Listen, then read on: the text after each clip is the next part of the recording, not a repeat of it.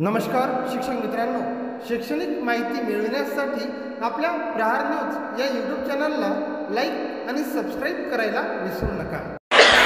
Normally काय सांगितलं जातं, घरचे समजू नका, घरचे आहेत का असं म्हणतो आपण। आम्हाला प्रश्न पडला हे उलटी सूचना कशी, तर त्याच्यावरती विचारलं तर ते म्हणले घरच्या आहेत म्हणून वापराल ना तर जपून वापराल, शाळेच्या आहेत म्हणलं तर वाया घालवाल।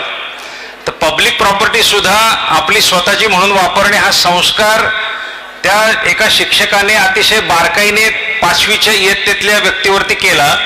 आज मी IAS झाल्यानंतर सुद्धा वेगळ्या वेगळ्या कार्यालयांमध्ये पदभार घेतल्यानंतर माझ्या चेंबरला एक लाईटचं स्विच बनवून घेतो हॉटेलसारखं, की मी बाहेर पडत असताना ते स्विच ऑफ केलं तर सगळ्या लाईट बंद होतील आणि ते लाईट वाचेल। हे 30 वर्षापूर्वी, कधीतरी 30-35 वर्षापूर्वी एका शिक्षकाने सांगितलेली बारीकशी गोष्ट आजही माझ्या नोटशीटमध्ये कधी 6 शब्दांपेक्षा जास्त शब्द लिहिले जात नाहीत। हे शिक्षकांनी माझ्यावरती बोंबवलेल्या गोष्टी आहेत। आमच्या शाळेमध्ये ते अलाऊ नसे की ओव्हर रायटिंग करायचं नाही, शब्द अक्षर 6 शब्दांच्या वर असू नये वगैरे वगैरे। ही सुविधा कुणालाही जगामध्ये कुणालाच नाहीये, तुम्ही बारकाईने बघा। त्यामुळे आपण नेमके कोणत्या सीटवर आहोत, आपण नेमके कुठे आहोत ह्याचं आपण स्वतः वारंवार अवलोकन केलं पाहिजे। बरेचदा असं होतं की अधिवेशनांमध्ये, मेळाव्यांमध्ये फक्त निगेटिव्ह साईड बोलली जाते। मागण्या तर अनंत आहे, मागण्या कधीच संपणार नाहीत, हे तुम्हाला मी आधीच सांगतो। एक मागणी, माणसाचा उपजत स्वभाव आहे की एक मिळालं की माणसाला वाटतं की उरलेलं मिळावं। कधी कधी एक मिळतं म्हणजे एखाद्याला आता फोनच नसतो, फोन दिला की तो म्हणतो चार्जर पाहिजे, चार्जर दिला की तो म्हणतो पॉवर बँक पाहिजे, पॉवर बँक दिल्यावर म्हणतो मोबाईलवरती आता कव्हर पाहिजे, कव्हर दिल्यावर म्हणतो अजून एक कव्हर पाहिजे। हे एंडलेस गेम आहे ही, यांनी कधी कुणाचं समाधान होणार नाही। तरी सुद्धा शासन म्हणून आपण गेल्या काही काळामध्ये आमदार साहेब खूप प्रयत्न केलेत। तुम्हा सर्वांना आठवत असेल की हा टप्पा अनुदानाचा जो प्रश्न आहे हा कितीतरी वर्षांपासून पडलेला होता। एकदा तो अंतिम टप्प्यापर्यंत आला, 300 कोटीचा प्रस्ताव होता। या गव्हर्नमेंटमध्ये ज्यावेळेला याच्यावरती पुन्हा चर्चा झाली, सर्व आपले विधान परिषद सदस्य, सर्व आमदार महोदय सगळे त्याच्यामध्ये सामील होते। आपले अत्यंत सकारात्मक विचाराचे मंत्री महोदय आहेत, त्यांनी हा प्रश्न पुढे आणला। BCM साहेबांकडे म्हणजे फडणवीस साहेबांकडे, अजितदादा पवार साहेबांकडे, CM साहेबांकडे याच्या बैठका झाल्या आणि थेट 300 कोटीवरून हा प्रस्ताव 1200 कोटीपर्यंत नेला गेला। हे लक्षात घ्या, आज आपण जवळपास 60,000 कोटी रुपये आपल्या आस्थापनेवरती खर्च होतोय वर्षाला। 60,000 कोटी रुपये हे बऱ्याचशा राज्यांचं बजेट सुद्धा नाहीये। जो 1,48,000 कोटी रुपये खर्च पूर्ण प्रशासनावरती आणि शासनावरती होतो पगारावरती, त्याच्यात आपला वाटा 60,000 कोटीचा आहे, 1/3। त्याच्यानंतर हे टप्पा अनुदानाची प्रक्रिया सुरू झाली। 20% नवीन काही संस्था घ्यायच्या, 20चे 40 करायचे, 40चे 60 करायचे, जवळपास 25,000 नवीन शिक्षकांना याचा फायदा होईल अशा पद्धतीने आपलं कामकाज सुरू झालं। आज परिस्थिती अशी की त्यातले 10,000 शालार्थ ID देऊन झालेले आहेत, जे उरलेले 14,000 आहेत त्याच्यामध्ये अनेक अडचणी होत्या, त्या अडचणी पण आपण दूर केल्या। मूळ शासन निर्णयात होतं की 100% आधार व्हेरिफिकेशन व्हायला पाहिजे, त्याला आपण काट लावली, नंतर आपण 85% खाली आणलं। जावक रजिस्टरचे तुम्हाला माहिती आहेत अनेक प्रकारचे गोंधळ होते, ते गोंधळ दुरुस्त केले आपण, त्याच्यामध्ये दुसरे पेपर जरी असेल तरी चालतील असं केलं। आता 2-3 गोष्टी आहेत उरलेल्या प्रस्तावांमध्ये। काही दुबार नावं आहेत जवळपास 1,000, काही पदच रिक्त आहेत, 3,500 पदच रिक्त आहेत, ते आता पवित्र पोर्टलद्वारे आपण भरण्याचा प्रयत्न करतो आहोत। काहींना व्यक्तिगत मान्यता नाही आहेत, काहींच्या व्यक्तिगत मान्यतांमध्ये खूप मोठे दोष आहेत, अशी प्रकरणं आहेत। परंतु त्यावर सुद्धा सोल्युशन काढण्याचं काम आपलं चाललंय, जेणेकरून जो उद्देश आहे की कोणी शिक्षक हा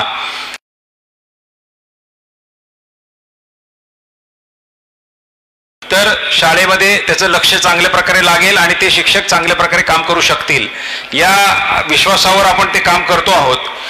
संच मान्यतेच्या बाबतीत मी 2-3 कॅम्प आतापर्यंत घेतलेत, परंतु तरी सुद्धा काही अडचणी त्यामध्ये आहेत। आता पुन्हा एक दुसरा कॅम्प आपण सुरू करणार आहोत पुण्यामध्ये। मला असं वाटतं की 2-4 दिवसामध्ये तो कॅम्प सुरू होईल, त्यातनं सुद्धा संच मान्यता दुरुस्तीचं काम आपल्याला जलद गतीने करता येईल। आणि ह्या गोष्टी होऊच नयेत, ह्या गोष्टींचा तुम्हाला त्रास होऊच नये म्हणून एकदम इंटिग्रेटेड सॉफ्टवेअर तयार करण्याचं काम आता आपण करायचं हाती घेतलंय, जेणेकरून ही माहिती परत परत मागवणे वगैरे ह्या सगळ्या गोष्टींना कुठेतरी फुल स्टॉप मिळेल. ते काम पण आपण करणार आहोत. MEPS ॲक्टमध्ये दुरुस्त करण्याचा प्रस्ताव आम्ही दिलाय, जेणेकरून संस्थांमधले जे काही भानगडी आणि जे संस्थांमध्ये जे आपसातले हेवेदावे चालतात, म्हणजे काही वेळेला ते इतके भयंकर प्रकार आहेत संस्थांमध्ये की ते काय राजकीय संस्था आहे का शिक्षण संस्था आहे ते मला संभ्रम पडतो. तर त्याच्यामध्ये सुद्धा काही दुरुस्त्या आपल्याला करता येतील का, ह्याकरता आपण प्रयत्न करणार आहोत. प्रश्न मूळ असा आहे की हे प्रश्न तर राहणार. तुम्ही बघा की कोविड काळामध्ये तुम्ही अनुभव घेतला की किती मोठ्या संकटाला समाजाला सामोरं जावं लागलं. इतक्या भयंकर संकटाला की अनेक लोकांची आयुष्य उद्ध्वस्त झाली. अजून सुद्धा ते लोक कोविड संपून सुद्धा अजून सुद्धा ते लोक जागेवर आलेले नाहीत. पण आपल्याला आपल्या वेतन पण मिळालं, आपल्याला त्याचं कुठली झळ फारशी पोचली नाही आणि शासनाने जी कमिटमेंट दिली होती आपल्याला ती पूर्ण केली. आता प्रश्न असा येतो की एकीकडे आपले प्रश्न आहेत, खूप प्रश्न आहेत, हे मला जाणीव आहे. प्रत्येकाचे प्रश्न असतात. प्रत्येकाला वाटतं की पेन्शन मिळाली पाहिजे, प्रत्येकाला वाटतं की माझी सगळी बिलं मंजूर झाली पाहिजे, सगळं झालं पाहिजे. प्रश्न आहे की आपल्या विभागाचा मूळ उद्देश काय आहे, आपल्या विभागाचा मूळ उद्देश काय आहे हे जर आपण बघितलं तर तो आहे विद्यार्थी. त्या विद्यार्थ्याला चांगल्या प्रकारे शिक्षण देणे हा आपल्या विभागाचा मूळ उद्देश आहे. परंतु बऱ्याच वेळेला असं दिसतं की अधिवेशनं होतात, मोठे मोठे मेळावे होतात, परंतु विद्यार्थी आणि गुणवत्ता हे शब्द सुद्धा उच्चारले जात नाही. आमदार साहेब, त्यामध्ये विद्यार्थी आणि गुणवत्ता हे शब्द सुद्धा उच्चारले जात नाही, माझी खंत आहे. त्यामुळं आपण हे बघितलं आणि आता पूर्वीसारखं चालणार नाही हे मी तुम्हाला अतिशय कळकळीने सांगतोय. कारण जग इतक्या झपाट्याने बदलतंय की आपण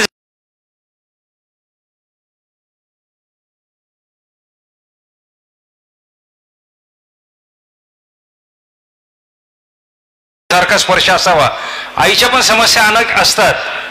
आईला सुद्धा सकाळी लवकर उठावं लागतं, भांडे घासावं लागतात, स्वयंपाक करावा लागतो, हात पळतात, कपडे धुते, अजून काय करते, नोकऱ्या करते, दुनियाभरची गोष्ट करते. पण बाळाच्या बाबतीमध्ये हे कारण सांगत नाही की आज मी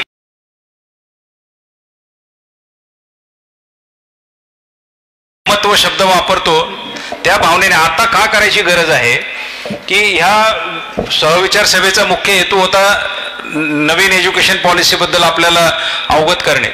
तुम्ही जर आज बघाल आपली लोकसंख्या जगाच्या 1/6, पण आपल्याला जगाच्या 1/6 संधी मिळतीये का आज? संध्या दुसऱ्याच कोणतरी घेऊन चाललंय. आज ॲपल सारखे प्रोडक्ट्स हे ते सगळे चायनामध्ये शिफ्ट होत आहेत. आपण काठावर बसून बघतोय. आज परिस्थिती अशी आहे, गेल्या कित्येक वर्षामध्ये जे बदल झाले नव्हते ते बदल आज होऊ पाहतायत जगामध्ये. माझी खात्री आहे की तुमच्यापैकी 80-90% लोक ह्या SND कॉम्प्लेक्समध्ये गुगल मॅप लावून आले असतील. गुगल मॅप 10 वर्षापूर्वी नव्हते. आज गुगल मॅप तुम्हाला 1 फूट अंतरापर्यंत योग्यरित्या आणून सोडतो. उद्या सेन्सर सिस्टीम जर चांगल्या प्रकारे झाली तर वाहनाला ड्रायव्हरची गरज उरणार नाही. तुम्ही गुगल मॅप लावून गाडी चालू करून मागच्या सीटवर जाऊन बसाल पेपर वाचत आणि तुम्ही शांतपणे इथे येऊ शकाल. मग ह्या सगळ्या ड्रायव्हरांचं काय होणार? जे आज विद्यार्थी आहेत तुमच्या शाळेमध्ये त्यांच्या भविष्याचं काय होणार? आज जर इलेक्ट्रिक व्हेकल ज्या प्रमाणावरती येत आहेत ते झाले तर आज जे ऑटोमोबाईल इंजिनियर होत आहेत त्या लोकांचं काय होणार? अनेक क्षेत्रांमध्ये आर्टिफिशियल इंटेलिजन्सद्वारे तुम्हाला निबंध लेखनाचं काम, स्टेनोग्राफीचं काम हे सगळं मशीन करणार. मग ह्या भविष्यात येणाऱ्या पिढ्यांचं तुम्ही शिक्षक म्हणून विद्यार्थ्यांकडे बघाल, तुम्ही तुमचे पालक म्हणून तुमच्या पाल्यांचा पण विचार करा की तुमचा पाल्य जर कुठल्या शिक्षकांकडे जातोय आणि ते शिक्षक जर त्याला ह्या पुढच्या आव्हानांसाठी तयार करत नसतील तर त्याचं होणार काय नेमकं? एक अत्यंत निरुपयोगी वस्तू तयार होणार आहे नंतर ती. एक उदाहरण मला सुचतं की एक माणूस असं म्हणाला की मी माझ्या मांजरीला गाणं गायला शिकवलेलं आहे. त्याच्या मित्राला म्हणाल की माझ्या मांजरीला गाणं म्हणता येतं, गाणं गायला शिकवलेलं आहे मी. त्याला आश्चर्य वाटलं की कसं काय मांजर कशी काय गाणं म्हणते. ते म्हणले ट्रायल करून पाहिजे. तर तो आला, ते मांजरीच्या समोर गेला, तिला म्हणाला काय गाणं म्हण वगैरे. ती फक्त म्याव म्याव म्याव म्याव करत राहिली. हा डिस्टर्ब झाला. तो परत त्या मित्राकडे आला, अरे तू म्हणला तू तर गाणं गायला शिकवलंय, ती तर नुसतीच म्याव म्याव करते. तो माणूस त्याला म्हणतो तू नीट ऐकलं नाही. मी काय म्हणलो, मी गाणं गायला शिकवलंय, ती शिकलीये असं म्हणलेलं नाही मी. अशी तर आपली अवस्था नाहीये ना. म्हणजे आपण सिलेबस केला, पुस्तकं घेतले, टाचण केलं, शिकवलं, अमकं केलं तमकं केलं, पण तो विद्यार्थी शिकला का? ते त्याचे PGIचे इंडेक्स काय आहे, त्याचा नासचा रिपोर्ट काय आहे, त्याच्या आसरचं व्हॅल्युएशन काय आहे, त्याचं CCA काय आहे, हे सगळे मुद्दे आपण खरोखर बघितले का? आणि हे जर आपण बघत नसू तर तुम्हाला मी सांगतो की आपण केवळ त्या एका विद्यार्थ्याचं नुकसान करत नाहीये, आपण पूर्ण समाजाचं पण नुकसान करतोय. कारण तो सिलेबस पूर्ण करून त्याला समाजात सोडून देणे एवढ्या पुरतं शिक्षणाचं अजिबात हेतू नाही. तुमच्यापैकी कुणाच्याही लक्षात नसेल आज की साइन कॉस थिटा काय होतं, आर्य सायबर पासमधनं आले, कुठनं आले, कोण कसं झालं, काय होतं, मौर्य काळात काय घडलं, ह्या सगळ्या गोष्टी आज तुम्हाला रोजच्या व्यवहारातल्यापेक्षा तुमच्या शाळेच्या जीवनामध्ये शिक्षकांनी जे तुम्हाला व्यावहारिक गोष्टी सांगितल्या, शिक्षकांनी तुमच्यावर जे संस्कार केले, माझ्यावर जे संस्कार केले, ह्या सगळ्या गोष्टींमधनं आपण घडलोय. आपण सिलेबसमधनं कमी आणि शालेय वातावरणामधल्या संवादातून जास्त घडलेलो आहोत. ते सगळं आपण आपल्या विद्यार्थ्यांच्या बाबतीत करतोय का, हा एक फार मोठा प्रश्न आहे. आणि ते आव्हान आपल्या सगळ्यांना पेलावं लागणार आहे. आपल्या समस्या सुटत राहतील, ते प्रशासनाचं काम आहे, त्याच्याबद्दल तुम्ही काळजी करू नका. सगळे आमदार महोदय जे असतात त्यांच्या तर दर महिन्याला आमच्या 2-2, 4-4 मिटिंगा होतात. मंत्री महोदय सुद्धा त्यामध्ये खूप रस घेतात. आपले दोन्ही DCM आणि CM साहेबही खूप त्यात रस घेतात. प्रश्न हा आहे, हे सगळं होत राहील, हे कधी जात नाही. आता जे 2005 साली नोकरीला लागले तेव्हा त्यांना माहिती होतं की पेन्शन मिळणार नाही, तरी ते नोकरीला लागले. आता त्यांना असं वाटतं की पेन्शन मिळाली पाहिजे, त्याच्यात सुद्धा सरकार सकारात्मक भूमिका घेतं. म्हणजे सरकारमध्ये नेहमी गोष्टी ह्या पॉझिटिव्ह होत असतात, परंतु ती गेलेली वेळ जी आहे त्या विद्यार्थ्यांची ती मात्र परत येणार नाही, हे लक्षात घ्या. तुमचे सगळे प्रश्न सुटतील. टप्पा अनुदान मिळणार नाही. शब्द काय होता आधी, कायम विना अनुदानित. मग कायम विना अनुदानित मधला आधी कायम काढला गेला, आता विना अनुदानित मधला विना काढला गेला. त्यामुळे हे सगळं घडत जात आहे. सुरुवात होताना कायम विना अनुदानितने झाली, 1 रुपया सुद्धा अनुदान द्यायचं नव्हतं सरकारला. आज अशी परिस्थिती की 1200 कोटी रुपये सरकार त्याच्याकरता मोकळे सोडते, एका वर्षाकरताचा खर्च आहे फक्त. हे सगळं भविष्यात घडतं. आपली बिलं मंजूर होणार आहेत. मेडिकल बिल 2 महिन्यांनी 6 महिन्यांनी मंजूर होईल, थकीत बिलं 2 महिन्यांनी 6 महिन्यांनी मंजूर होईल. पण त्या कारणामुळे जर आपल्या शिक्षणावरती त्याचा परिणाम होत असेल आणि विद्यार्थ्यांना मात्र आपण जे द्यायला पाहिजे ते देत नसू, तर ती मुलं परत तुमच्या ताब्यात कधी येणार नाहीयेत. ती तशीच अर्धी मुर्दी पुढे निघून जातील आणि अत्यंत भेसूर रूप धारण करून नंतर समाजामध्ये येतील की जे कदाचित कालबाह्य झालेले असतील. 5 वर्षानंतर काळ इतका बदललेला असेल की ज्याच्यात शाळेमधून जे क्षमता घेऊन बाहेर पडतायत तेच टिकतील. क्षमता घेऊन न बाहेर पडतायत, फक्त 4 प्रश्नांची उत्तर देऊन मार्क घेऊन बाहेर पडतायत, त्यांचा खुर्दा होईल. आणि ती आपली शिक्षण व्यवस्था त्या खुर्दा व्हायला जबाबदार राहू नये याचं भान ठेवलं पाहिजे.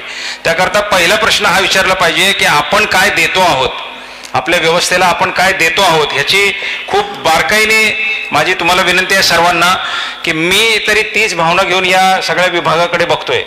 मी आता CEO, जिल्हाधिकारी, बाकी आयुक्त, महापालिका हे सगळे माझे पद होऊन गेले. मला आता एकच प्रश्न पडतोय, जसं मगाशी आमदार साहेबांनी जपानचा उदाहरणाचा उल्लेख केला.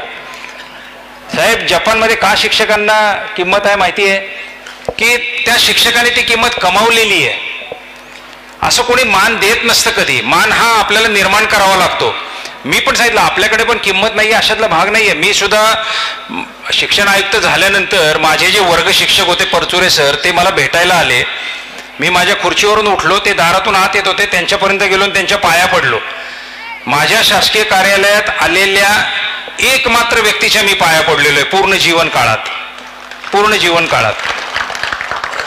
शासकीय कार्यालयामध्ये मी हे ठेवत नाही, ते घरी आहे पाया बिया पडणे वगैरे, पण माझी ती प्रतिक्षिप्त क्रिया होती की ज्यांनी मला घडवलंय, ज्यांच्यापासून सुरुवात झाली, त्यांच्या डोळ्यात अश्रू आले की आपला विद्यार्थी शिक्षण आयुक्त झालेला आहे राज्याचा.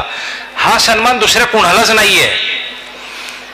जपानचं तुम्हाला एक उदाहरण सांगतो मी की जपानमध्ये पाऊस कधीही पडतो, वातावरण फार अनिश्चित असतं आणि तिथं छत्र्या ठेवलेल्या असतात चौकांमध्ये. तुम्ही पण बघितलं असेल, गेला होता तर त्या छत्र्या उचलायच्या, पाऊस आला तर आणि जायचं, पाऊस संपला की छत्री परत स्टँडला लावून ठेवायची, जिथे कुठं पुढच्या चौकात स्टँड असेल तिथे.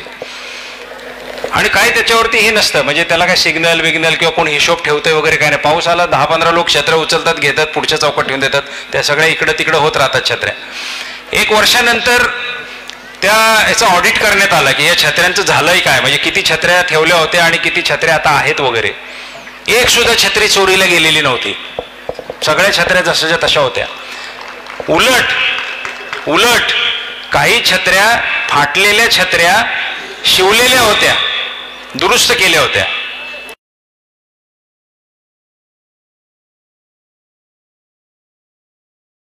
आहे ना की सार्वजनिक प्रॉपर्टी सुद्धा माझी आहे, माझ्या सोयीसाठी ठेवली आहे. चुकून फाटकी छत्री माझ्या हातात आली तर मी माझ्याकडे जर सोयी दोरा असेल किंवा दुकानातनं मी विकत घेईल, शिवेल आणि परत नीट नेऊन ठेवेल. हे जे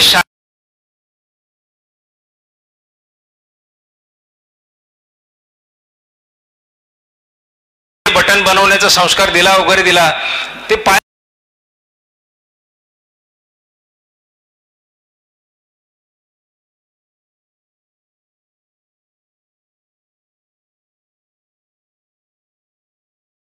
तुम्ही सतत त्रासिक अवस्थेत त्यांच्या लक्षात राहताय, सतत मागणी करणारे म्हणून लक्षात राहताय. कुठले तरी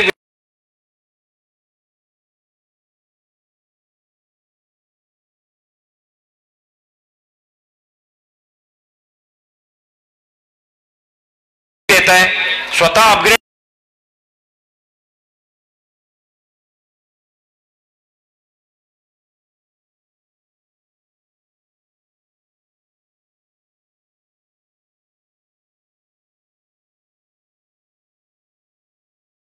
आपल्या मुलांच्या बाबतीत आपण जसे वागतो तसे त्या शाळेतल्या मुलांच्या बाबतीत वागणार का, हे खरंच चिंतन करण्याची खूप गरज आहे. आणि कधी पूर्वी नव्हती ती गरज आज आहे.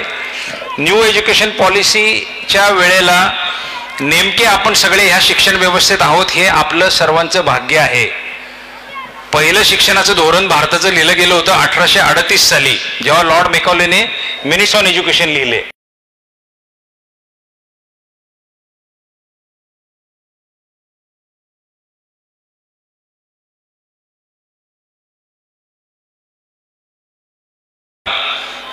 साली पहिलं राष्ट्रीय धोरण आलं.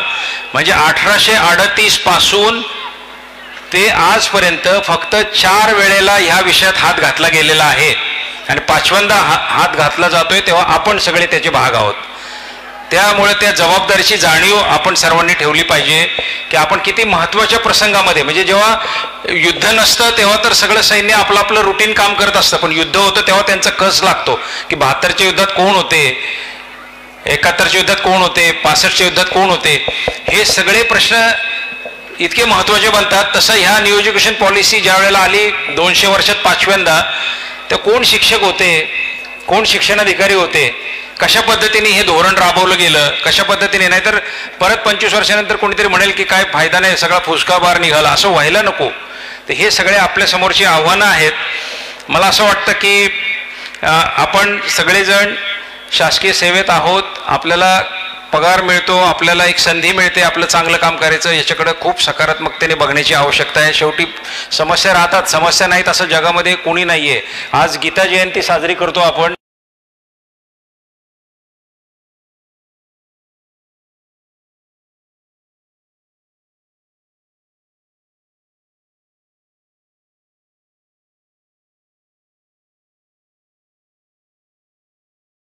अधिकारी मदत करतात, ते आपण साईड बाय साईड चालू ठेवला पाहिजे तो रस्ता. पण पहिली कमिटमेंट, पहिलं आपलं हे जे आहे ते आपली जी विद्यार्थ्यांच्या प्रति कमिटमेंट आहे तिचा विसर आपल्याला पडता कामा नये.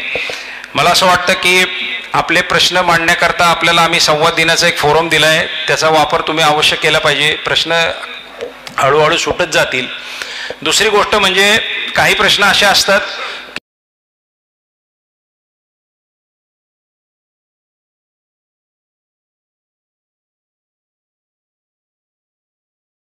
सावधान आहे.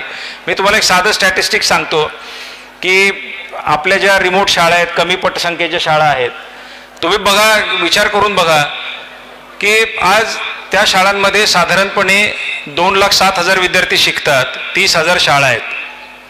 30,000 शाळा कमी पटसंख्येच्या आहेत. 2 लाख विद्यार्थी शिकतात, म्हणजे 5 ते 6 विद्यार्थी हे त्याचं ॲव्हरेज आहे. आणि त्यामध्ये जवळपास 35,000 शिक्षक आहेत.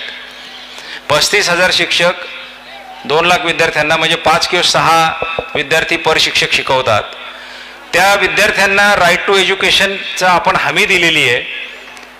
राईट टू एज्युकेशन म्हणजे केवळ शाळा नव्हे, राईट टू एज्युकेशन म्हणजे तिथं त्याचं शिक्षण व्हायला पाहिजे, त्याला विज्ञान प्रदर्शन बघायला मिळालं पाहिजे, त्याला खेळ खेळता यायला पाहिजे, त्याला ग्रुपमध्ये सामील तो झाला पाहिजे, कॉम्पिटिशन थोडीशी त्याच्यामध्ये निर्माण झाली पाहिजे. हे सगळं 5 किंवा 6 मुलांमध्ये होऊ शकतं का? त्याच्यावरती काहीतरी उपाय खेळतो आहोत, ही परिस्थिती आहे.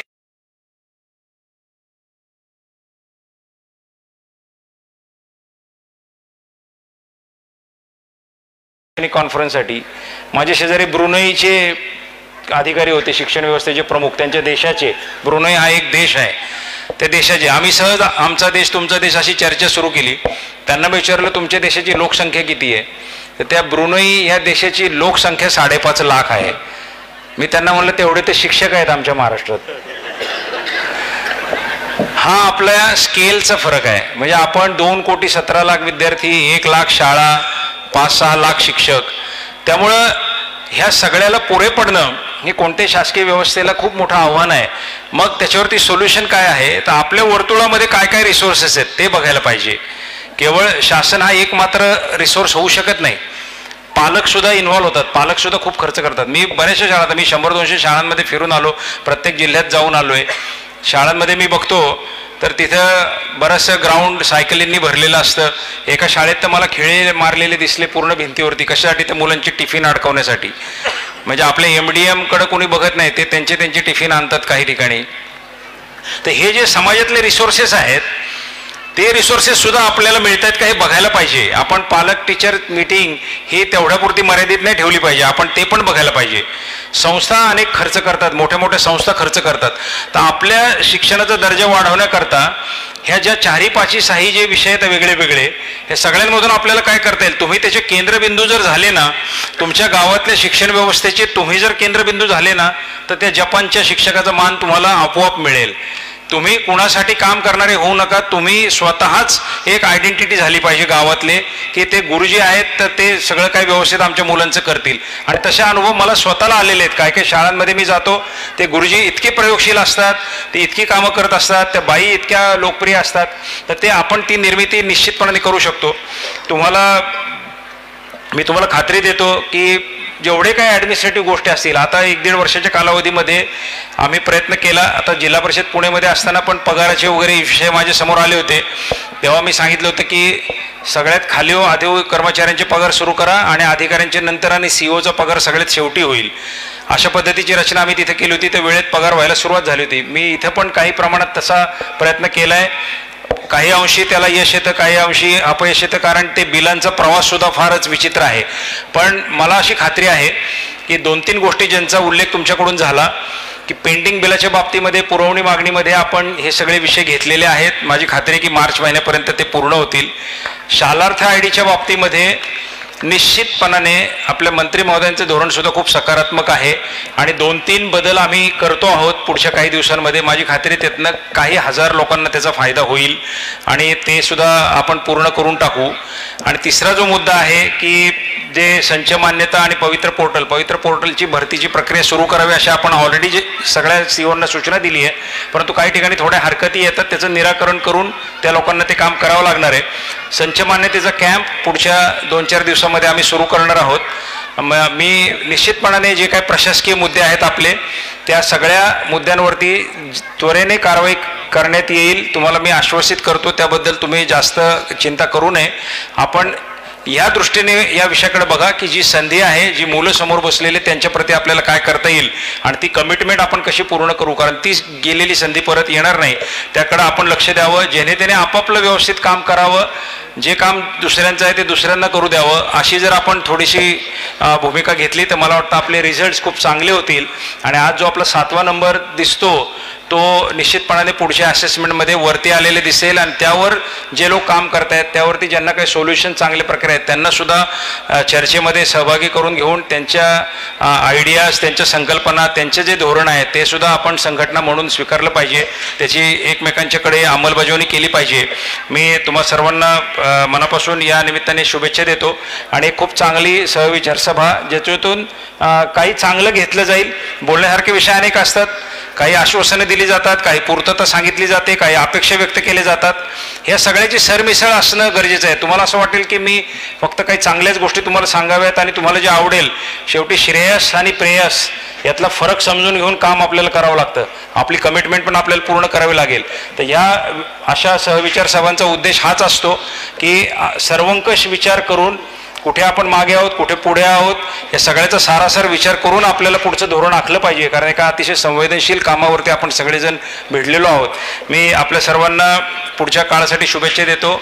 आमदार साहेब, आपले सुद्धा खूप खूप आभार की आपण खूप चांगला कार्यक्रम आयोजित केला. आपण पाठपुरावा तर चांगल्या प्रकारे करता आणि प्रेमाचा संघर्ष आपला असतो हे खास करून इथं नमूद केलं पाहिजे की कधी पण काम सांगत असताना ते अत्यंत विनम्रपणे आणि त्याच्यातले बारकाव्यासहित ते सांगतात.